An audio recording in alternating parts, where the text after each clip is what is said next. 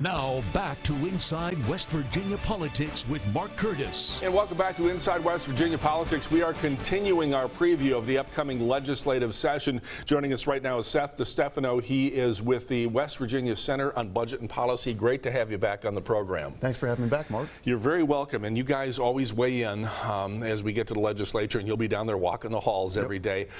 First of all, there is a discussion about repealing the business inventory tax. It came up last year, but no bill was ever submitted, as far as I know. It was controversial.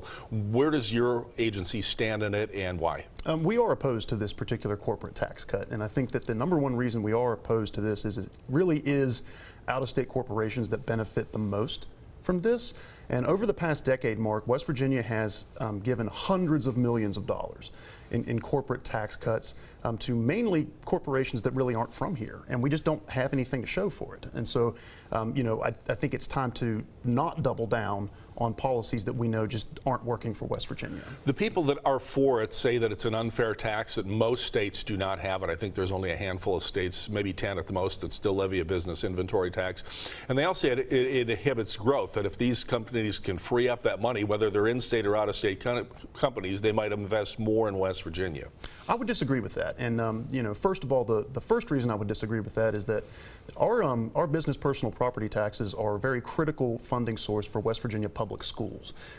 K through 12 schools around West Virginia, especially in counties that are heavily impacted by extraction industries, really rely a lot on that revenue to have well-funded public schools. And if there's one thing that businesses really need to grow and to prosper anywhere, not just West Virginia, it's a well-funded public education system. A well-educated workforce is absolutely critical to growth.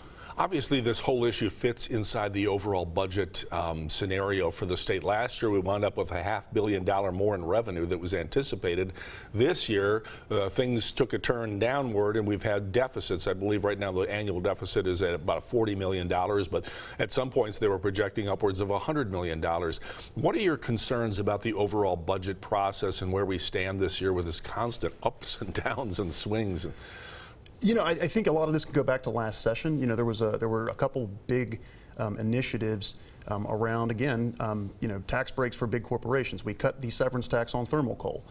We cut a very specific $13 million tax on a power plant, and now we're coming up short. And so this should not really surprise anyone.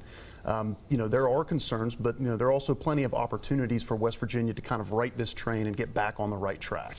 One of the things that the West Virginia Center for Budget and Policy is advocating for is increasing the natural gas severance tax. Why? Well, and number one, it's highly exportable, which is to say hardly anyone in West Virginia has to pay this tax. The natural gas severance tax is paid almost exclusively by big out-of-state natural gas extraction companies. So if we can get them to support the investments that our people need and to help right our budget situation so we don't have to deal with harmful cuts in our communities, all the better. But people, who advocate against raising the taxes say it eventually gets passed along to the consumer. Is it your point that so much of this stuff is exported that consumers elsewhere will pay the tax and not consumers in West Virginia? Absolutely. I mean, you build pipelines for one reason, right? To ship gas other places. So, our position really is that, this tax, number one, it's too low just to begin with. 5% is just entirely too low. I mean, it needs to be significantly higher.